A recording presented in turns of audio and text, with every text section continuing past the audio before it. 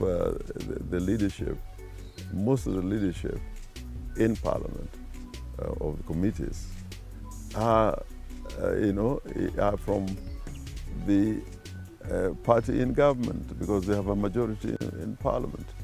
There are situations that are going to arise where, like we had during the Grand Coalition government, where, before we became part of the Grand Coalition, ODM had more members in Parliament than the party of government.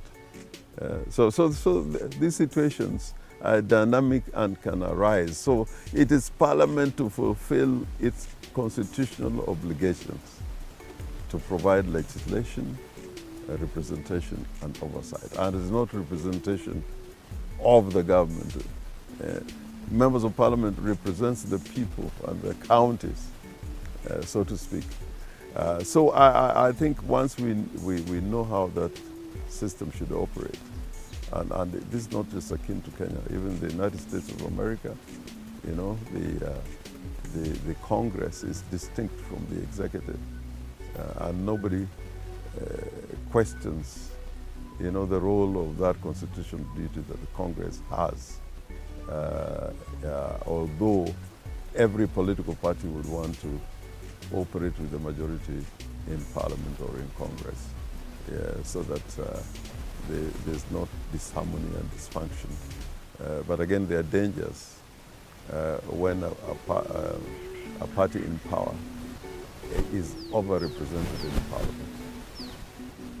Now, back to this broad-based government and the inclusion of 5 of members from the ODM party into it.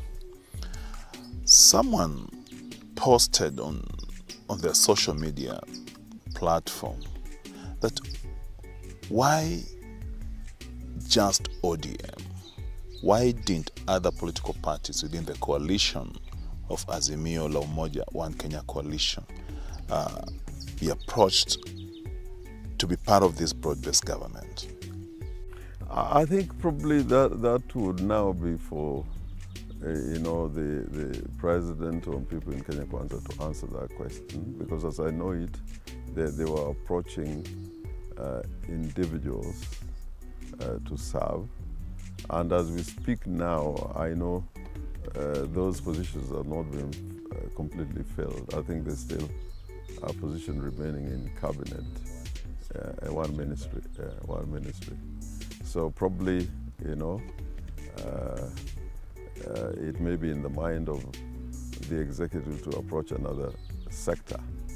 But it should not be lost that when the Kenya Kwanza government was trying to form this broad-based government, they were probably looking for regions where there was no effective representation and inclusivity in the national government, that is the executive. For example, in the entire Nyanza region,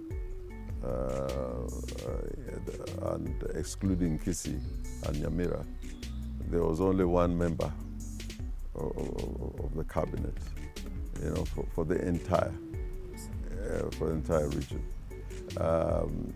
In the coast, of course, there was, if I can remember very well, there was Minister Mvurya.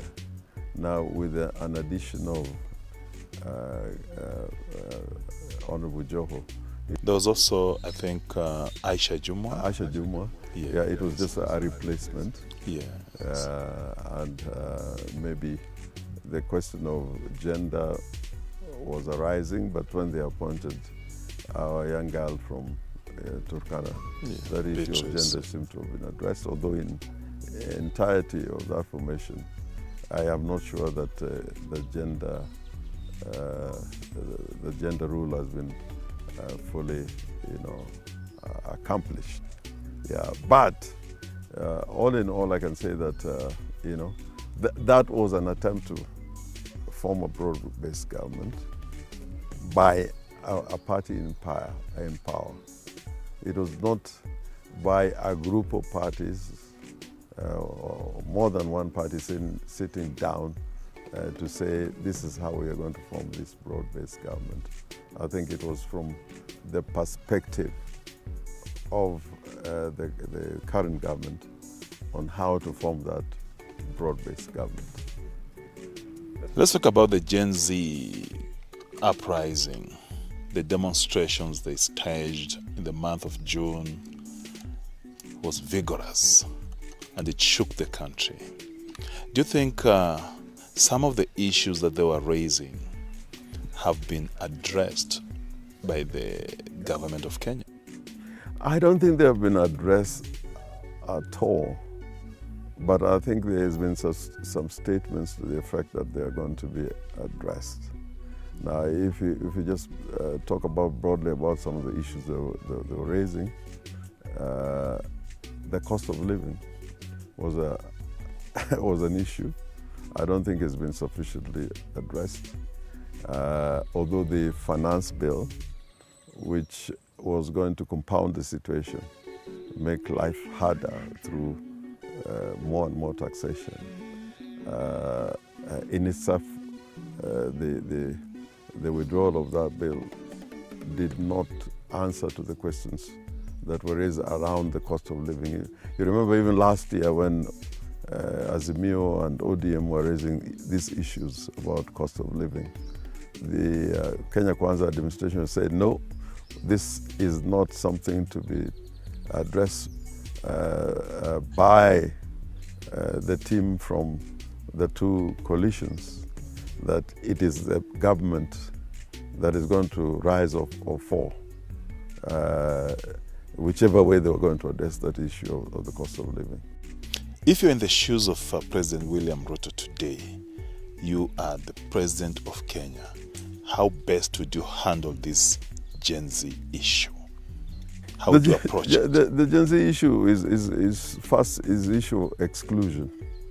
You know, if the young people, because this was the young generation talking about the problems that were unique that they were experiencing, and a starting point, which would have been a quick win, was to address this issue of inclusivity, so the young people can be sure by looking at the face of the government that they were being involved, they were participating in the affairs of the nation, and that could have been a quick win. And in order to put the country on the right path and create an enabling environment to address some of the Gen Z's issues, the abductions, which seem to be continuing, the arrests, and also the question of prosecutions. Those largely have not been addressed, and compensation for those who were injured and for families who lost loved ones, that has not been addressed. The properties that were destroyed, those have not been addressed.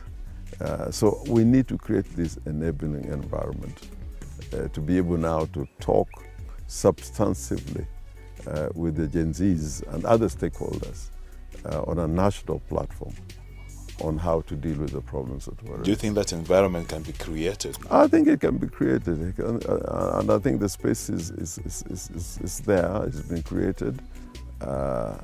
It is upon the government now to seize it.